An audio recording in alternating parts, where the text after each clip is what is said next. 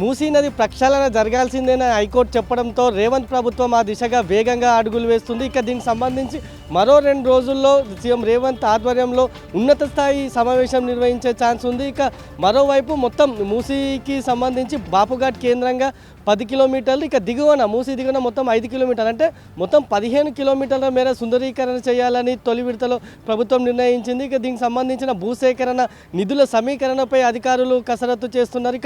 ఇక మరోవైపు మొత్తం మూసీ వెంబట 10,200 ఇల్లున్నట్టు కూడా అధికారులు గుర్తించారు. ఇక వీరందరికీ డబుల్ బెడ్రూమ్లు ఇల్లు ఇస్తామని కూడా రేవంత్ ప్రభుత్వం ఇప్పటికే ప్రకటించింది.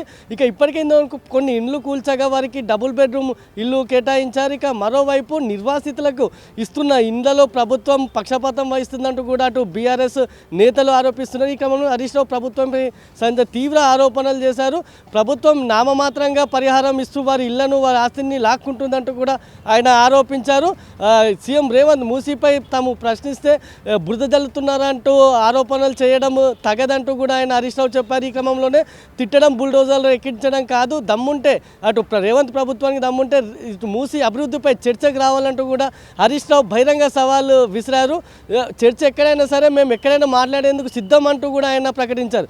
ఈ క్రమంలో రేవంత్ ప్రభుత్వం నుంచి ఎవరు వస్తారో చెప్పాలంటూ కూడా హరీష్ రావు డిమాండ్ చేశారు. అయితే దీనిపై రేవంత్ సర్కార్ నుంచి అటు కాంగ్రెస్ పార్టీ నుంచి ఎవరు స్పందిస్తారనేది ప్రస్తుతం చూడాలి. ఇక మరోవైపు చూసుకుంటే మొత్తం తొలి విడతలో 15 కిలోమీటర్ల మేర మూసీ సుందరీకరణ చేపట్టాలని ప్రభుత్వం నిర్ణయించగా దీనికి సంబంధించి అధికారులు కూడా తీవ్ర కసరత్తు చేపడుతున్నారు. ఇక మొత్తం తొలి విడతలో 5,800 కోట్లకు పైగా నిధులు ఖర్చు అవుతాయని అధికారులు అంచనా వేశారు. దీనికి అనుగుణంగా ప్రపంచ బ్యాంకు నుంచి మొత్తం 4,000 కోట్లకు పైగా నిధులు తీసుకోవాలని, మిగతా ఖర్చును రాష్ట్ర ప్రభుత్వం భరించాలంటూ కూడా ప్రభుత్వం ఒక అంచనా వేసింది. ఇక మరోవైపు ఇటు నిర్వాసితులకు అందించే పరిహారంలో మాత్రం తీవ్ర అన్యాయం చేస్తుంది నిర్వాసితులకు రేవంత్ సర్కార్ అని చెప్పేసి అటు బీఆర్ఎస్ నేతలు కూడా ఇప్పటికే ఆరోపిస్తున్నారు. ఇక ఈ క్రమంలోనే హరీష్ రావు బహిరంగ చర్చకు సిద్ధం అంటూ కూడా ఆయన సవాల్ విస్తారు. అయితే ఈ సవాల్కు అటు కాంగ్రెస్ నుంచి ఎవరు ముందుకు వస్తారనేది వేచి చూడాలి. అయితే తాము గతంలో బీఆర్ఎస్ అధికారంలో ఉన్నట్టు మల్లన్న సాగర్ కావచ్చు, కొండపోచమ్మ సాగర్ ప్రాజెక్ట్ కావచ్చు,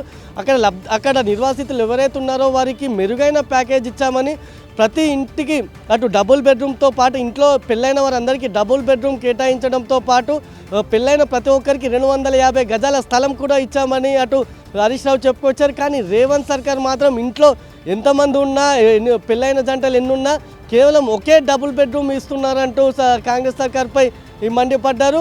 ఇది మిగతా వాళ్ళంతా ఎక్కడ బతకాలి, వాళ్ళంతా రోడ్డున పడే పరిస్థితి ఉందంటూ కూడా ఆయన చెప్పుకొచ్చారు.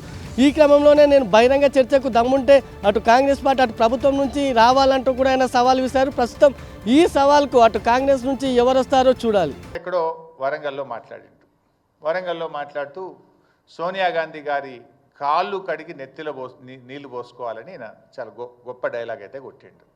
నేను అడుగుతున్నా రేవంత్ రెడ్డి గారు, నిజంగా నీకు సోనియా గాంధీ గారి మీద ప్రేమ ఉంటే నువ్వు కాళ్ళు కడిగి నెత్తిలో పోసుకోవా నీ ఇష్టం. వెనకడ బలి దేవత అన్నావు, ఇప్పుడు దేవత అన్నావు, రేపు ఏమంటావో నువ్వు నీ నోటికి హద్దు లేదు, పద్దు లేదు. బట్ అట్లీస్ట్ నిన్నగాక మొన్న మాట్లాడినావు. ఆవిడ మీద ప్రేమ ఉంటే సోనియా గాంధీ గారు తెచ్చిన 2013 భూసేకరణ చట్టాన్ని అమలు చేయి. వారు తెచ్చిన చట్టానికి ఎందుకు తూట్లు పడుస్తున్నావు అని నేను అడుగుతా ఉన్నా. నేను చట్టానికి వ్యతిరేకంగా వెళ్తా, పేదల్ని నడి రోడ్డు మీద పడేస్తా, సోనియా గాంధీ కాళ్ళు కడిగి నెత్తిలో నీళ్ళు పోసుకుంటా నడుస్తుందా? సోనియా గాంధీ గారు తెచ్చిన చట్టాన్ని ఏమో అమలు చేయవు. నీకు నిజంగా సోనియా గాంధీ గారి మీద గౌరవం ఉంటే, ప్రేమ ఉంటే, మీ కాంగ్రెస్ పార్టీ తెచ్చిన చట్టం, సోనియా గాంధీ గారు తెచ్చిన చట్టం 2013 అమలు చేయి.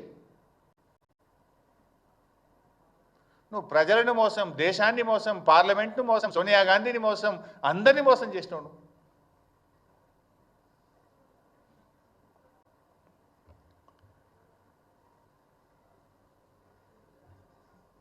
ఈ ప్రభుత్వాన్ని, రేవంత్ రెడ్డి గారిని నేను సూటిగా అడుగుతా ఉన్నా.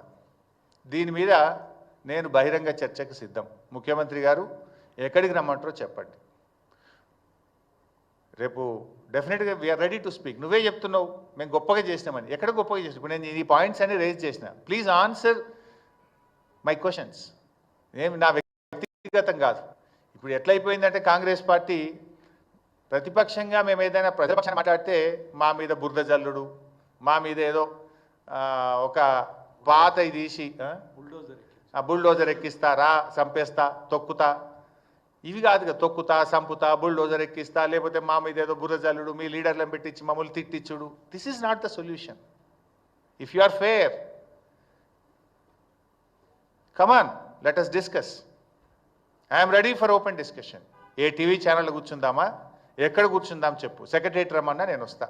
పెట్టు, ఆల్ పార్టీ మీటింగ్ పెడతా అని మాట్లాడినావు మూసీ మీద మేము మాట్లాడితే. Yes we're ready to come and discuss అని చెప్పినాం. కేటీఆర్ గారు చెప్పారు, నేను కూడా చెప్పాను. ఎందుకు పెట్టలే ఆల్ పార్టీ మీటింగ్? పెడితే ఈ అన్ని ఇష్యూస్ మేము డిస్కస్ చేద్దాం కదా. ఎందుకు పెట్టలేను?